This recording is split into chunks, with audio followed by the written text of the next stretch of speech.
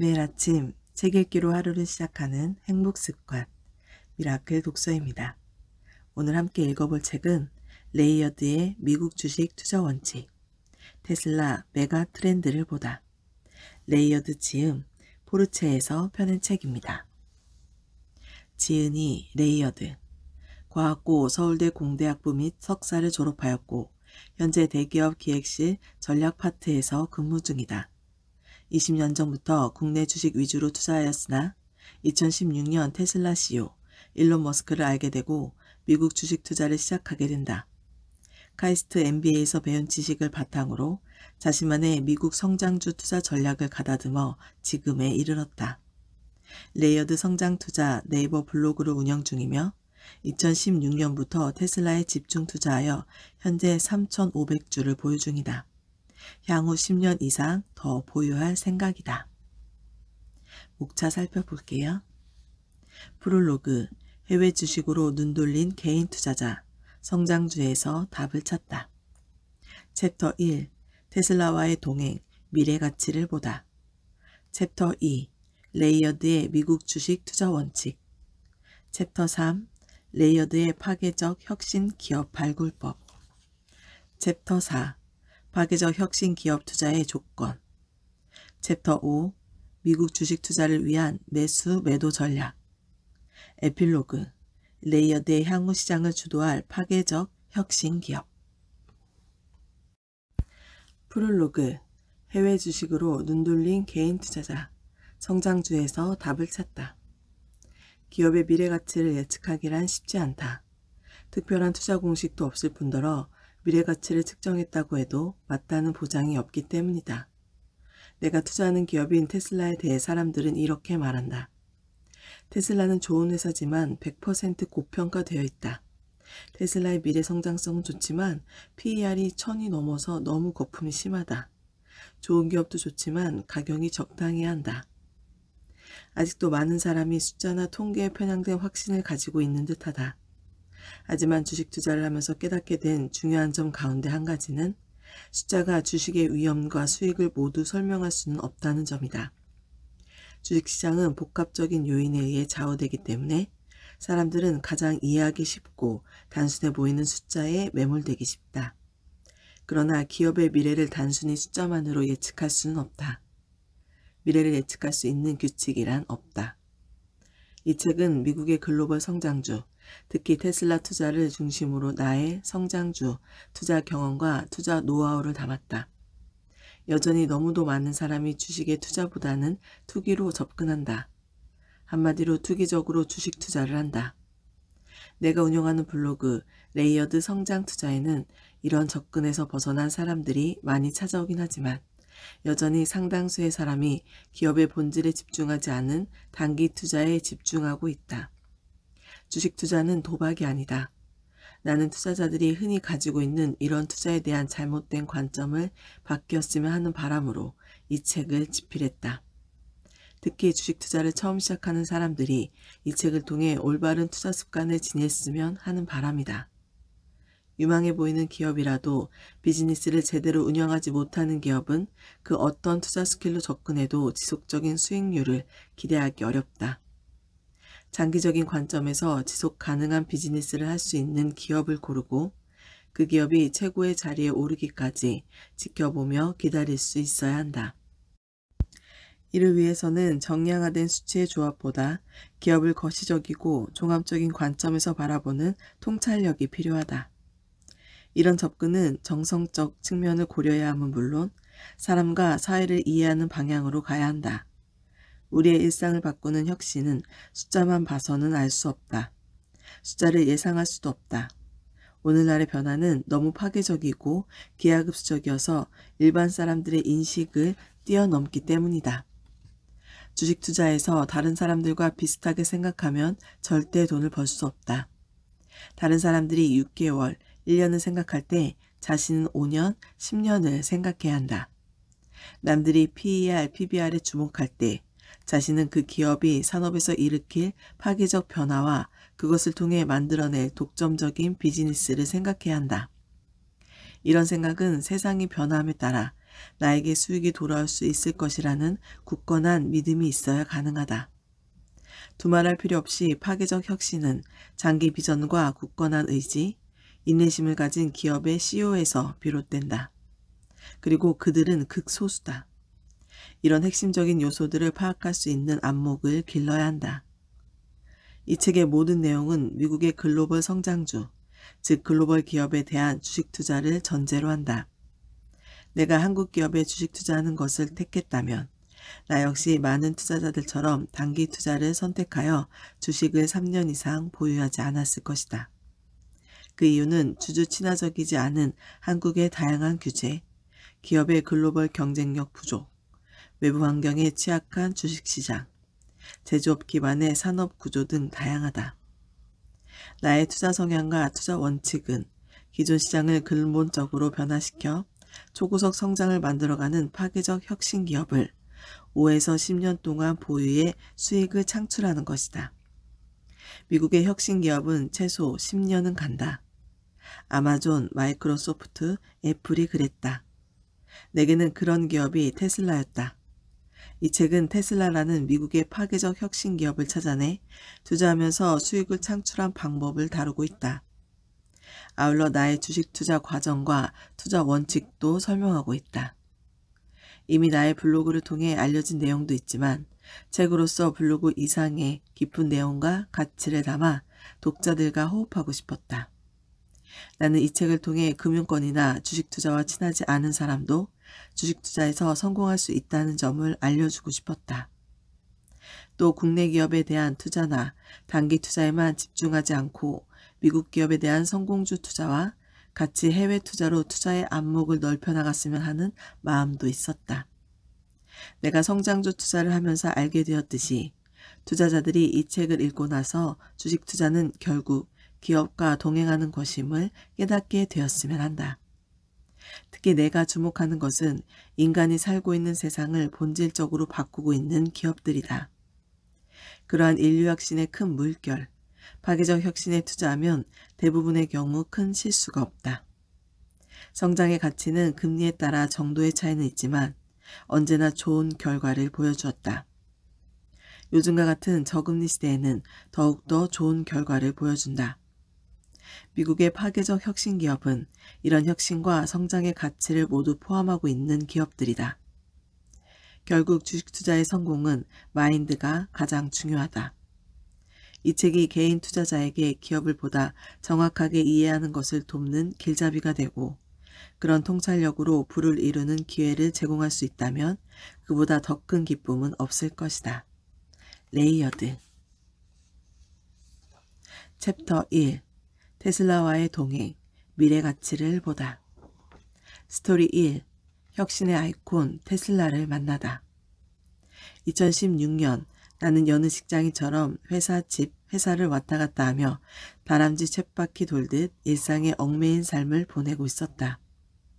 당시 반복되는 일상에서 나름의 의미를 찾기 위해 그리고 회사에서 성공해 보겠다는 일념으로 카이스트 MBA를 다녔다. 지금 생각해보면 어떻게 그리할 수 있었을까 싶을 정도로 정말 치열하게 살았다. 아마 그렇게 계속했으면 10년 후에는 임원으로 승진했을지도 모른다.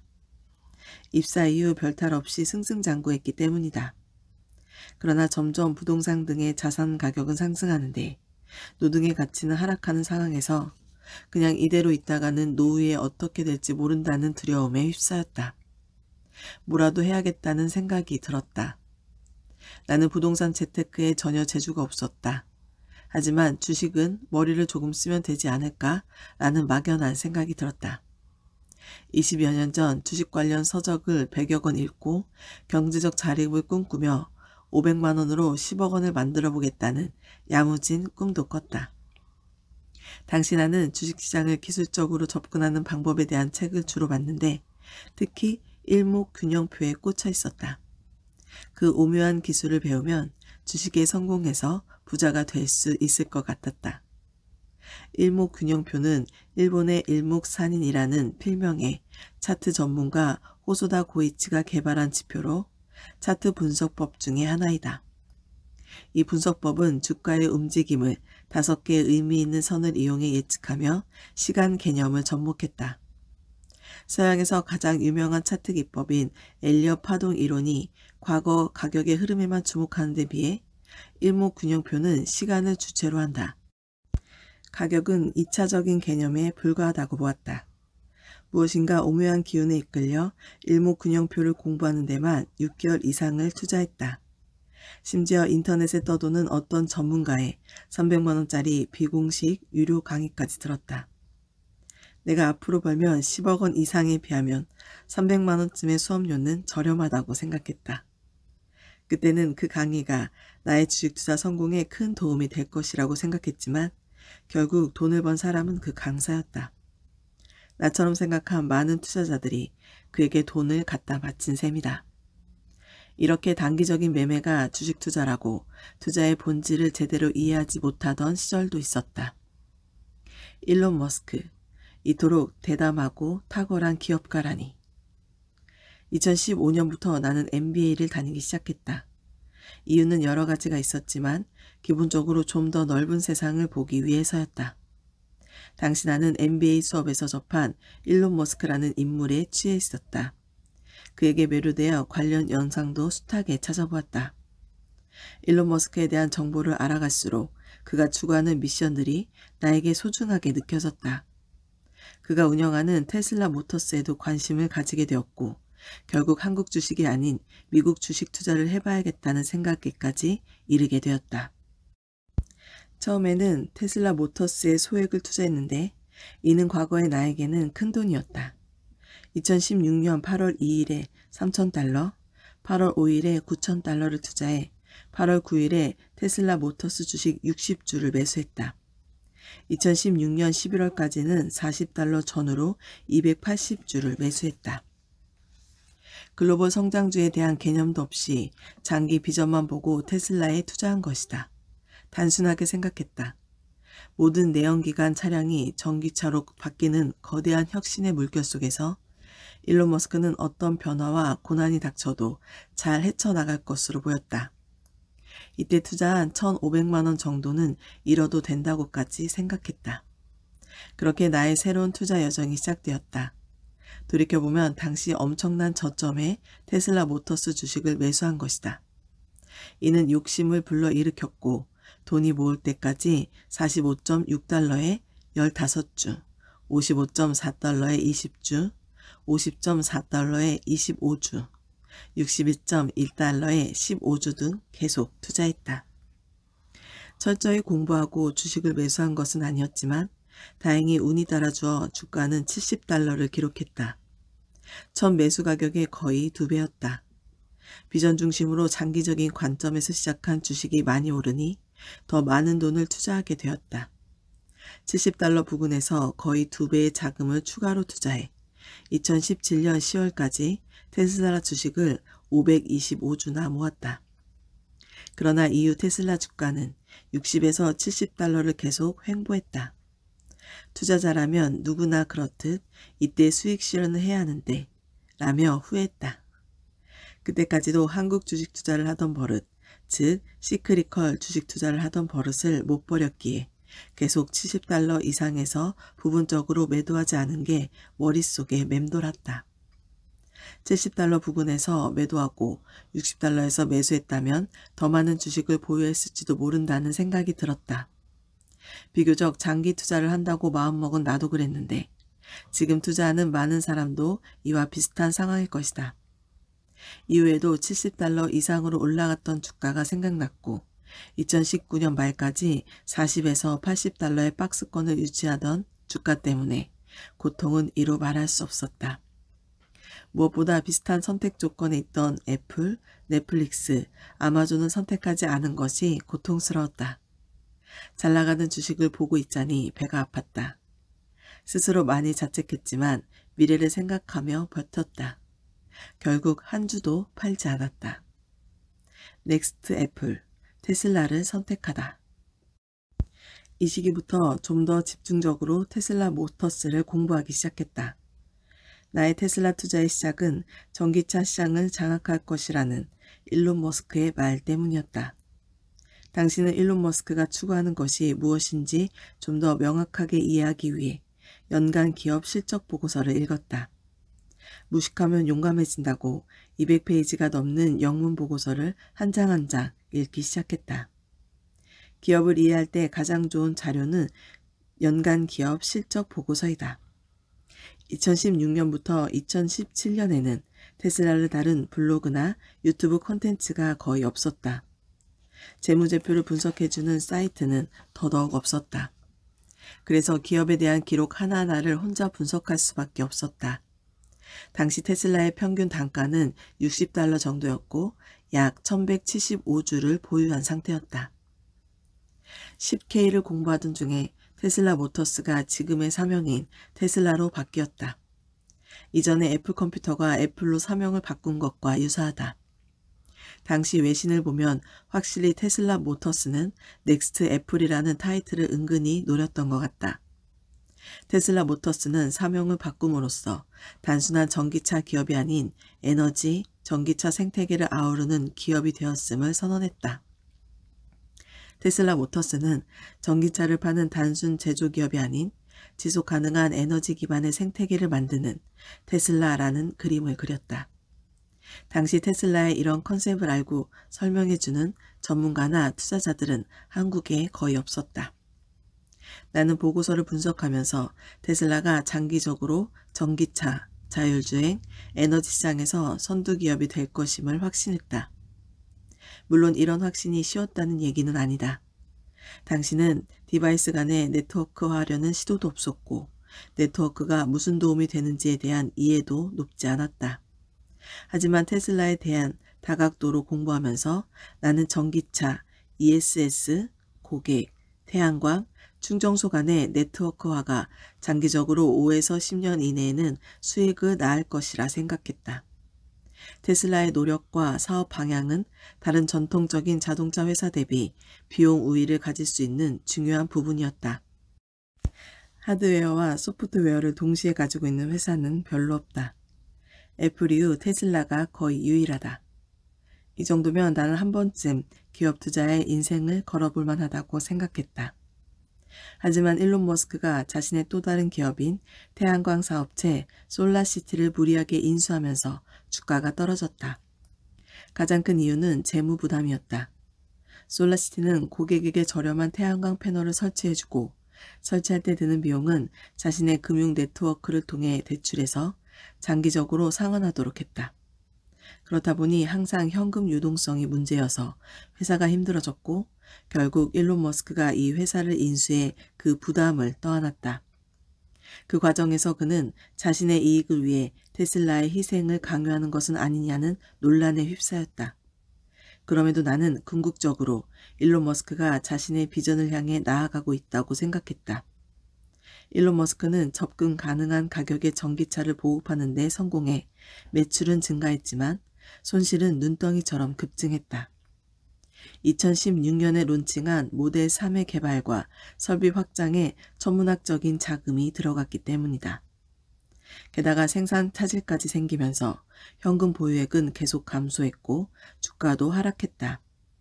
매분기 어닝콜 때마다 주가는 하락해 수익률이 꽤 나오던 내 계좌도 손실로 돌아섰다.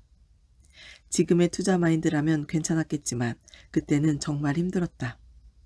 가격보다는 기업 가치가 어떻게 될지에 주목해야 하는데 당시 나는 투자 경험이 부족했고 가격 흐름을 쫓을 수밖에 없을 정도로 기업의 상황도 좋지 않았다. 스토리 2. 비전을 현실로 만드는 테슬라의 역량. 2016년 이후 테슬라는 전기차는 구조적으로 가격 면에서 내연기관 차를 이길 수 없다라는 편견을 깨기 위해 끊임없이 하드웨어와 소프트웨어를 혁신했다. 물론 시행착오도 있었다. 투자금이 이익으로 전환되는 데 시간이 좀 걸렸다. 나는 테슬라의 모델 3이 순조롭게 생산만 되면 현금 흐름이 나아져서 이익으로 연결될 것이라고 봤다. 당시 내 최대 관심사는 모델 3의 차량 생산이 주당 몇 대인가 였다. 테슬라가 현재는 분기당 10만 대 이상을 생산하지만 당시만 해도 주당 1000대 이상을 생산하느냐 하지 못하느냐를 논하던 시기였다. 2017년 말 일론 머스크는 미국 네바다주에 위치한 기가 팩토리에서 숙식하며 일할 정도로 생산 증대에 총력을 기울였다. 그 결과 점차 생산 지옥에서 벗어날 수 있었다. 당시 일론 머스크의 여러 인터뷰를 보면 모델 3의 대량 생산이 얼마나 힘들었는가에 대한 심정이 잘 나타나 있다. 이를테면 그는 모델 3의 생산 지연 문제에 대해 생산 지옥에 빠져 있다라고 표현하면서 어려움을 토로했다. 사실 시제품 제작은 쉽다. 하지만 양산은 다른 얘기다. 수백 배, 수천 배는 어렵다. 이는 요즘 부상하는 대부분의 전기차 스타트업이 겪게 될 문제다. 그 과정에서 대다수 스타트업이 파산할 것이다. 테슬라는 선도자의 위치에 있어서 자금 조달이 상대적으로 용이해 위기를 넘겼지만 후발 스타트업들은 생산 지옥에 빠지지 않을 여유 자금과 시간이 있을지 의문이다. 테슬라 경쟁력의 원천, 소프트웨어와 하드웨어의 통합 시스템. 테슬라의 주가는 생산 지옥을 벗어나면서 $70 근처까지 올라갔다. 이는 장기적인 관점에서 투자가 결실을 보고 있다는 것을 의미했다. 하지만 계속된 공매도 세력의 공격에 주가는 다시 주저앉았다. 시킹 알파라는 미국의 주식 사이트는 저 PER, 저 PBR에 가치주 투자를 하는 사람들이 주를 이룬다. 종목에 대해 전문가들이 자신의 의견을 공유할 수 있는 곳으로 나도 가끔 방문한다. 그러나 가치주 위주로 투자하는 사람들이 주를 이루다 보니 이 사이트에서 테슬라는 항상 버블이고 구조적으로 수익을 거둘 수 없는 기업이었다.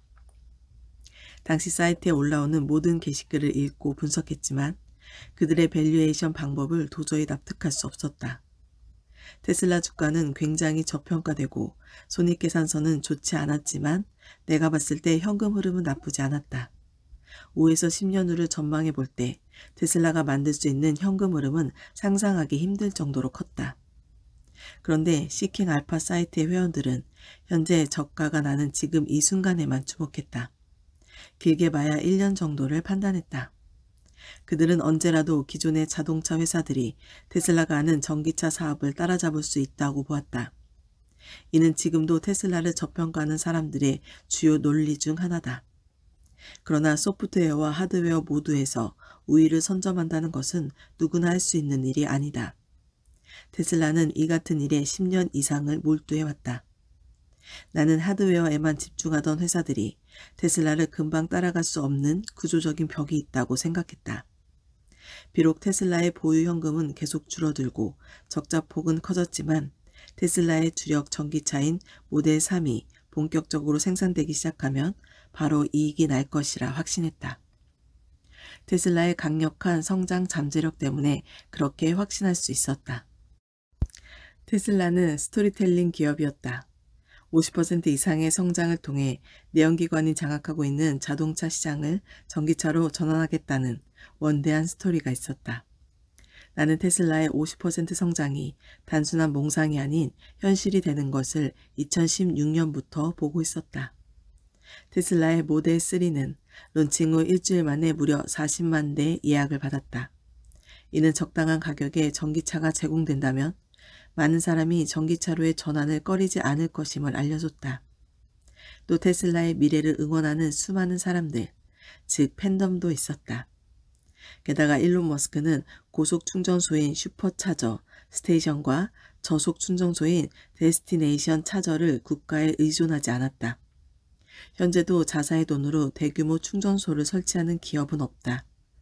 일론 머스크는 막대한 자금을 들여 파나소닉과 합작해 당시 세계 최대의 배터리 셋 공장인 기가 팩토리를 건설했다. 그는 배터리를 자체 수급하지 않으면 전기차에서 비용 우위를 가지지 못한다고 보았다. 특히 테슬라는 차량 간 기기들이 서로 연결되는 커넥티비티 개념을 이해하고 모든 차량에서 인터넷이 가능하도록 만들어 차량의 모든 데이터를 수집하는 전략을 세워두고 있었다. 지금도 이를 구현한 기업은 없다. 당시 테슬라의 최고 기술 책임자였던 JB 스트라우벨은 2016년 5월 제주 포럼에서 자사가 데이터를 계속 축적하고 있다고 밝혔지만 이를 제대로 이해하는 사람은 많지 않았다. 다음은 강연 일부를 발췌한 내용이다. 자동차를 포함한 모든 산업 분야에서 소프트웨어 경쟁이 치열하다. 테슬라도 그 행렬에 동참하고 있다. 테슬라는 하루 100만 마일 주행 데이터를 저장해 자율주행차 개발에 활용하고 있다. 100만 마일은 개인이 평생 운전해도 달성하기 힘든 거리다. 당시 나는 그의 강연에 깊이 감동해서 블로그에 글을 남기기도 했다. 테슬라는 이미 주행 데이터의 중요성을 알고 있었다. 주행 데이터를 수집하기 위해서는 많은 센서와 자율주행 컴퓨터가 모든 차량에 장착되어야 한다. 테슬라는 차량 가격이 전체적으로 올라감에도 불구하고 가장 최저가 트림에도 센서와 자율주행 컴퓨터를 기본적으로 차량에 장착했다. 현재 대부분의 내연기관 차량은 옵션별로 센서를 장착한다. JB와 일론 머스크는 당장의 수익보다는 5년 후의 미래를 준비했고 모든 차량에 데이터를 모을 수 있는 체계를 갖췄다. 나는 살아있는 테슬라의 정신이라고 불리는 JB가 2019년에 테슬라를 떠난다고 했을 때 너무도 아쉬웠다. 이제 그의 자리는 2020년 9월에 열린 테슬라의 배터리 데이에서 일론 머스크와 함께 발표를 진행한 드루 바글리노가 맡고 있다. 물론 스탠버그 대학교 99학번인 드루 바글리노가 그 젊은 나이에 테슬라의 CTO 자리에 오른 것은 그의 천재성을 익히 짐작할 수 있다. 전기차 리더로서의 성장 가능성에 주목하다. 나는 테슬라가 스토리텔링을 현실로 바꾸는 과정을 지켜보면서 이 기업과 동행하기로 마음먹었다. 주가에 집착하기보다는 미래를 변화시키려는 테슬라의 노력을 응원했다. 그러나 주가는 다시 상승하지 못하고 실적 대비 고평가되었다는 말만 계속 들렸다. 지금은 PER을 계산하더라도 할 수 있지만 당시에는 분기당 조 단위의 적자에 허덕였다. 그래도 모델3가 본격적인 궤도에 올라서면 무조건 흑자 전환할 것이라고 생각했다. 개인적으로 그 시점은 2018년쯤이라고 예상했고 주가가 $60 이하로 내려갈 때마다 추가 매수했다. 이런 상황 속에서 테슬라 불, 진영의 리더였던 테슬라 관련 트위터 운영자가 내게 큰 힘이 되었다. 그는 공매도 세력의 소굴이었던 시킹 알파의 유일한 테슬라 불 진영이었다. 나는 그의 글을 보면서 정량적으로 기업을 이해하는 법을 배웠고 성장주 투자 방법을 알게 되었다. 보통 애널리스트들이 얼마나 이상한 분석을 할 수 있는지, 뉴스가 얼마나 편파적인지도 알게 되었다. 그들에게 테슬라는 곧 파산할 기업이었고 구조적으로도 회생할 수 없는 기업이었다. 결국 언론과 다른 사람들에게 휘둘리지 않는 나만의 투자 기준이 필요하다고 다시 한번 느꼈다. 나는 주가가 횡보하던 이 시기를 매집 기간으로 봤다. 테슬라는 개화 단계인 전기차 시장에서 수직 계열화된 인프라를 구축한 유일한 회사였고 모델3를 통해 가능성도 보여줬다. 그런 이유로 나는 테슬라가 수년 안에 가치가 있다는 것을 인정받고 결국 세계 1등 기업이 되리라고 예상했다. 2017년 11월 모델3가 처음으로 인도되던 날은 내게도 큰 의미가 있었다. 직원 등 유관 관계자에게만 인도되던 모델3가 일반인들에게도 인도된 것은 본격적인 판매 시작과 더불어 흑자 전환도 멀지 않았음을 의미하기 때문이다. 그러나 당시 테슬라는 현금 소진이 가속화되고 거의 부도 직전이라는 말까지 나왔다. 주가는 나의 평균 매수 단가인 $60보다 훨씬 낮았다. 그렇지만 나는 일시적인 문제라고 여겼고 공급을 훨씬 초과하는 수요가 있는 회사에 부도가 날 리 없다고 생각했다. 언제라도 일론 머스크에게는 유상증자, 전환사채 등 다양한 자금 조달 수단이 있다고 생각했다. 특히 그의 곁에는 오라클 창업자인 레리 앨리슨 같이 돈 많은 지인이 있으니 부도는 절대 안 날 것이라고 확신했다. 그래서 주가가 $60 이하로 내려갈 때마다 더 투자했다. 2017년 말에는 반도체 업계의 천재 설계자 또는 CPU 설계의 거물로 불리는 짐 켈러가 테슬라만을 위한 자체 자율주행 칩을 준비하고 있다는 소식이 들렸다. 당시 테슬라는 모빌아이의 ADAS, 첨단 운전자 보조 시스템 솔루션에서 벗어난 지 얼마 안 된 상태여서 자체 칩 준비 소식은 일론 머스크가 정말 전기차 자율주행 생태계를 준비하고 있다는 확신을 줬다. 그와 함께하는 주위의 인력 수준을 확인할 수 있는 사건이었다. 삼성전자도 짐 켈러를 영입하기 위해 뛰어들 만큼 위대한 반도체 칩 아키텍처였다. 그가 테슬라에 올 정도라면 테슬라가 보유하고 있는 엔지니어의 수준을 간접적으로 알 수 있었다. 그들과 함께라면 테슬라의 위대한 길에 동행할 수 있을 것 같았다. 오늘 미라클 독서는 여기까지 읽도록 하겠습니다. 오늘도 감사합니다.